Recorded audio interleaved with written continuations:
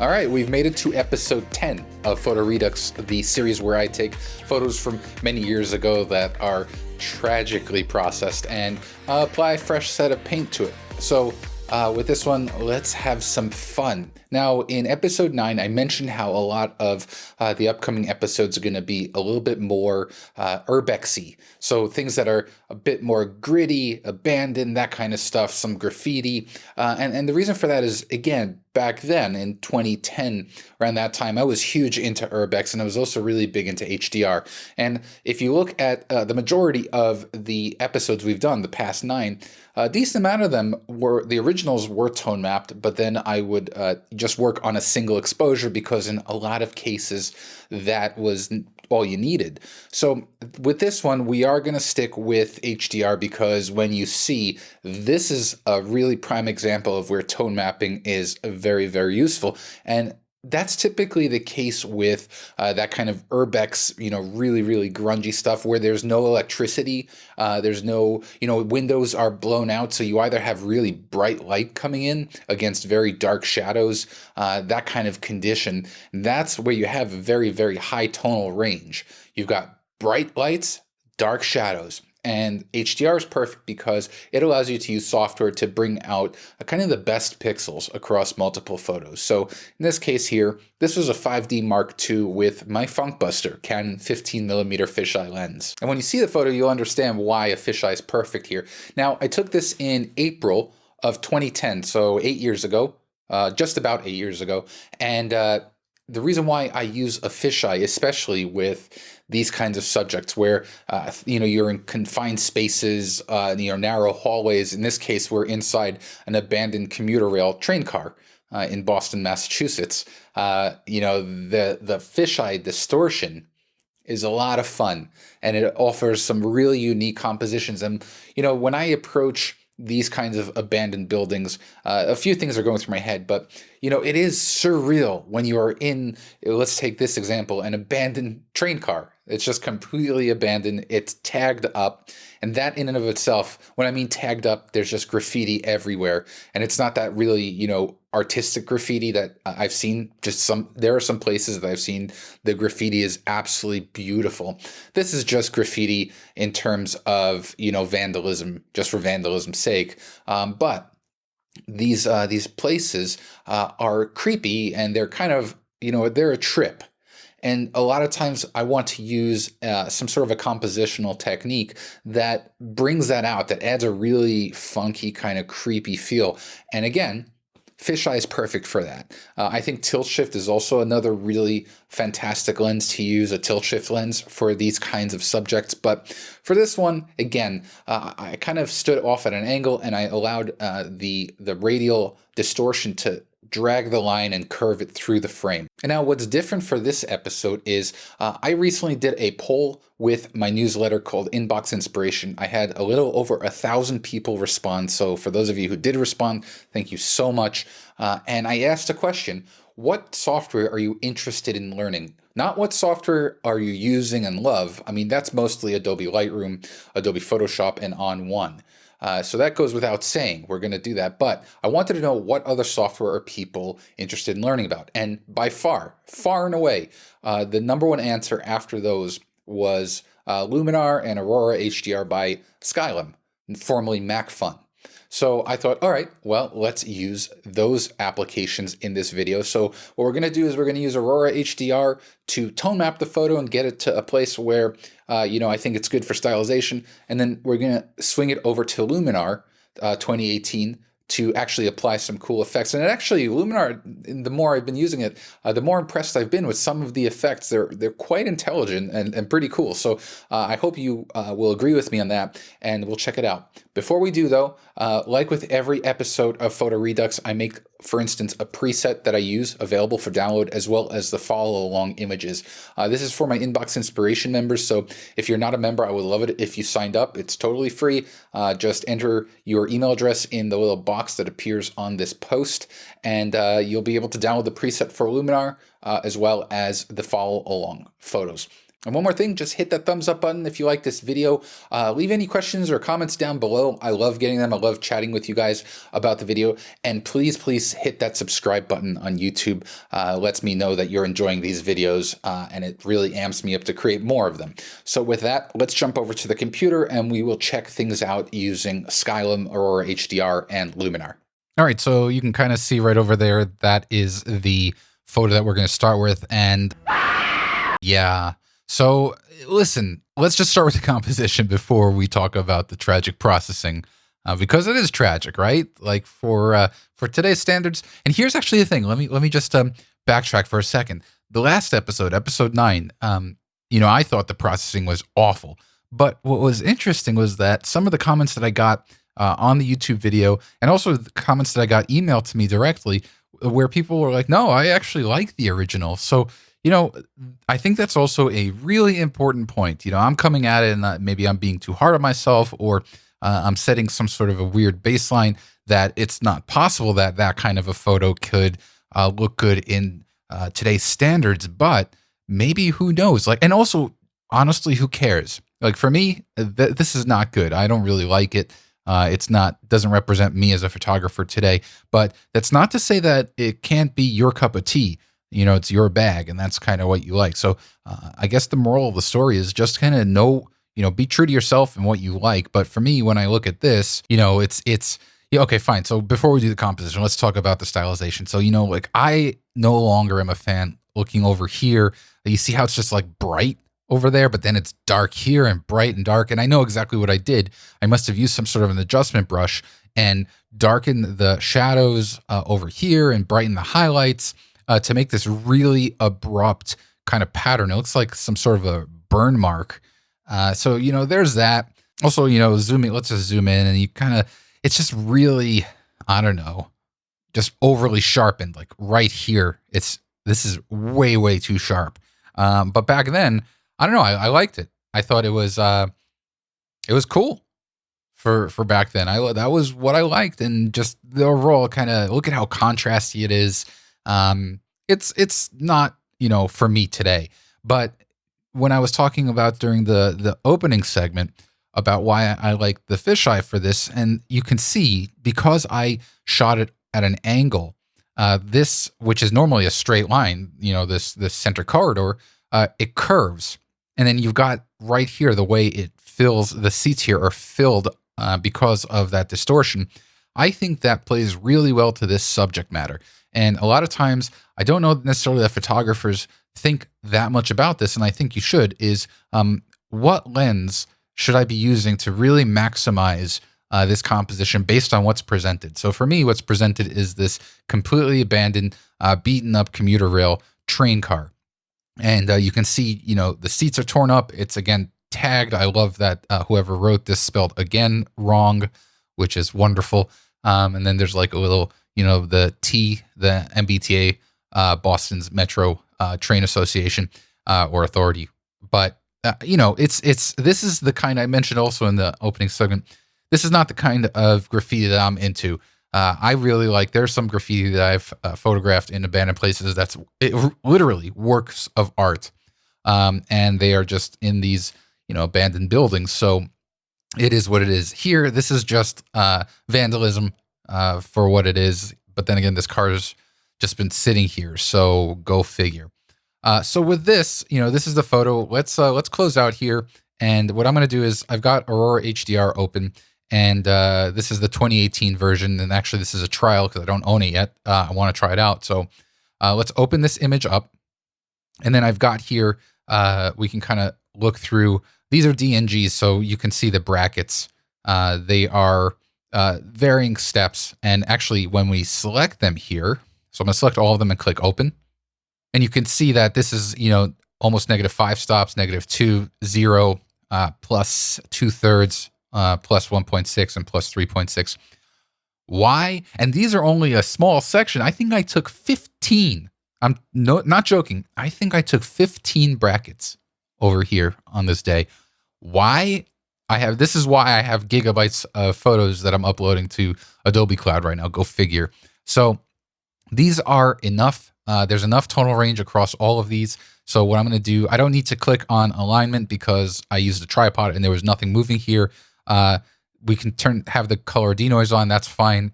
I'll also click on chromatic aberration removal. I don't need any ghost reduction because there is no moving element. If there were moving elements, or if worse, I was hand holding my camera or the camera wasn't totally still, I would also turn the deghosting on. But because this was totally still, we're good to go. So let's click Create HDR.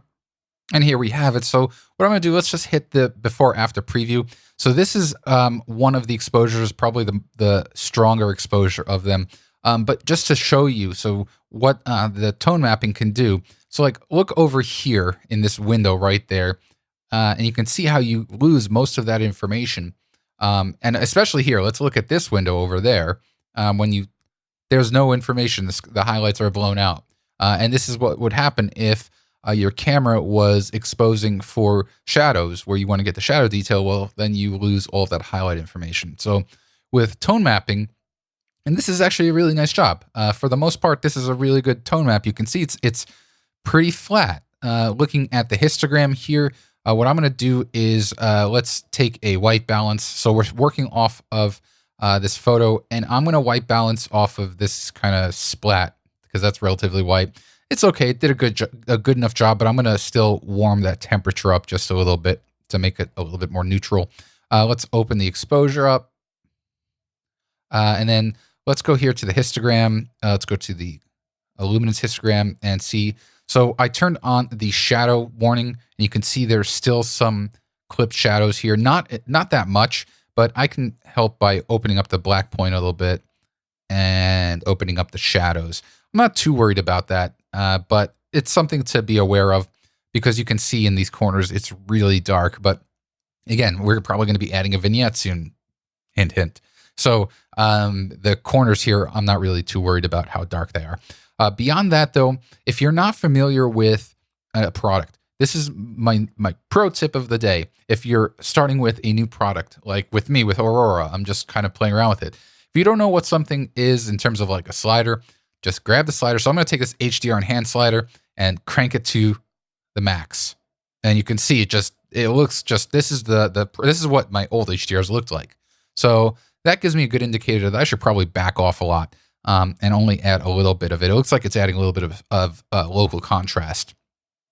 We can scroll down, same thing, HDR structure. Let's open this up, see that's local contrast. So we don't really need a lot of that. Let's bring that back down. Microstructure, let's see what that does. Whoa. So that's bringing out it looks like every little detail, which I don't want. I mean, I don't want none of it. I want a little bit of it, but not that much. I'm not worried about the noise over here, even though it's an older camera. It looks like just from here, everything looks good. And then HDR details boost. So this reminds me of tonal contrast, those sliders that you see in On1 and Nick with small, medium, and large. I'm going to leave those alone over here, and I'm not going to add any glow. And the rest of it here, like what I'm going for in tone mapping, and this is something I've preached about for years with HDR. I don't use HDR or the tone mapping process as a stylization technique. I only use it to get a good, flat, toned image. That's it. Stylization comes afterward. So here, if you look at it, let's look at the before. So, or one of the exposures compared to what we are getting with the tone map. This looks good. You know, look at just the detail that comes out in the seat back over here is really nice. So I'm happy with this. And what I'll do now is, it's time to stylize. And because I'm going to stay within the Skylum family, I'm going to use Luminar. I can go right from here to plugins and then select Luminar, and that'll send it right over. And here in Luminar, basically the way it works is you click on this add filter button if you're working with filters, and you start adding the ones you want. Now, the first one I'm going to add, every now and then, you know, each one of these products, these photo editing products usually has like this one marquee feature. And for me, as far as I'm concerned, in Luminar, that would be sun rays. And so what sun rays is, we'll click this button that says place sun center, and it uses this kind of intelligence, this kind of machine learning to determine if this were trees, it would kind of, the rays would go around the trees. But here it's using these kind of high contrast edges. And so what I want to do is I'm actually going to put the sun right over here. And, I'm going for a different look. It's still abandoned, but I like the idea of getting this kind of a sunspot with rays busting through the window. To me, there's a juxtaposition there that I really like. So what I can do here is refine the look of this. So, you've got all these settings here. So I'm going to take this amount slider because it is a bit strong. Let's bring that down a little bit. Same thing. Remember I said about sliders that you don't know what they do. Just take that slider and crank it up and down. So, this looks like kind of a strength slider, I guess, or a look slider. So let's bring that up to about 40 something there. That's looking pretty cool. Number. So here, this is probably the number of beams. So let's bring that to somewhere around 30s maybe. And you see how the rays are kind of changing. I think that is freaking awesome. Length is kind of the length of those beams. So if you want really short beams, but I want them to come out through the frame. So let's go right around there. Looking good there. Then the radius, that's kind of the size of the sun itself. So let's go with a small radius. I don't want it to be too bright, busting out through there. Then with that, we've got glow radius and glow amount looks good. Let me actually add a little bit more of the glow amount on the sun there. And then warmth, I want to warm it up just a little bit here. So that's looking really cool. Let's just turn that off and on. I don't know. I think that's awesome. And again, we're still kind of at a flat look, which is okay. We're going to use stylization to add a little bit more contrast. Next, we're just going to go here. Let's add matte look. Now, the thing I like about some of these effects is that when you apply them, they're at 0. So you can kind of get the discovery of what they do from scratch. So let's start with the amount of the matte. Let's bring that right around there. And then let's also add a little bit of a fade. And again, what I'm doing is I'm intentionally kind of reducing the contrast of the image because the next effects I'm going to apply will bring some of that back in. So here, after this is looking good. Let's go to Orton effects. And here's where we're going to get that contrast. So with Orton, let's go ahead here and change the blending mode. So right click, blending, and let's go to multiply. And here's that kind of contrast that I was telling you about. Let's bring the softness up just a little bit. Let's bring the contrast down a little bit because it is a bit strong. And let's open the brightness up just a bit. Now, again, I'm not looking to kind of make this a cheery scene because it still very much is an abandoned train car. But I do like the idea of having the sun. The sun is a lot more defined now because of that added contrast. And then let's also add a little bit of the actual Orton effect. So right around there. Now, let's go ahead do one of my favorite things, which is split toning. I think split toning works really well with these kind of Urbex HDRs. So with that, let's take the hue. Let's kind of add it in a little bit of the orange yellow. Nah, it's a bit too strong, something like that. So this is similar to Lightroom's implementation where you have a hue and saturation, or at least Lightroom Classic. And let's get a complementary kind of blue color into the shadows. And then let's bring that down, the overall strength of that, just a little bit. And then finally, let's just kind of close it up with a vignette. Remember, I gave you a little hint earlier. I always have a vignette. So let's kind of darken the edges a little bit, draw the eye more towards the center. And then speaking of center, what I'm going to do is click on the place center button and put it right there. And what I want to do is really kind of, because I'm putting it over the sun, I don't want the vignette to darken the sun. That doesn't make sense. Why would I want my vignette to cover the sun? So I was able to reposition the center of that vignette over there. Let's open up it to go a little dark. And then let's bring the size, which is kind of the center point, down and open the feather up just a little bit. And so here, let's look at the before and the after. So this is what we came in. So this is, again, nice kind of flat tone mapped image. I think it looks good. I mean, all things considered with the subject matter, but I think it looks really nice. It's really flat. And then, with stylization, I really like this. And then if we kind of like just like alt tab. So this was the original image, and you can see it's a bit much compared to this. This to me is a lot cleaner. It still has stylization to it. Like I definitely like this. Again, as far as the subject matter goes and the grittiness, I think that for my standards, even though this is contrasty, it has split toning and everything. I love the way the sun is busting through. I think that tells a much more interesting and evocative story than, this, which is, you have this kind of cold blue light and it's just, over the top, hitting you over the head. This was something that I was really, really known for, at least with my stylization, was that kind of like slamming you over the head with it, compared to today, which I think I like taking a more subtle approach. I think I achieved that here. I'm really happy with it. And again, that sun flare is really cool. So with that, guys, don't forget, I made the preset for this, this basically what I just built here, available for my Inbox Inspiration members. Just head over to the blog post. If you're on YouTube, it's in the description below, a link to that. And then please hit the thumbs up button. Let me know if you like the video. If you have any questions, you want to see more of the kind of Skylum stuff, let me know. I want to know this. Again, huge data in my survey that showed that, but I want to know from YouTube and people on my blog if this is something you're interested in. If you don't have Luminar or Aurora HDR, I'll leave a link to their trials. Like I said, I'm using the trial for Aurora. I'll leave the links to those on my blog post and in the description below. And please, please hit that subscribe button on YouTube. Let me know that you are liking what you're seeing. With that, guys, I'll see you on the next video.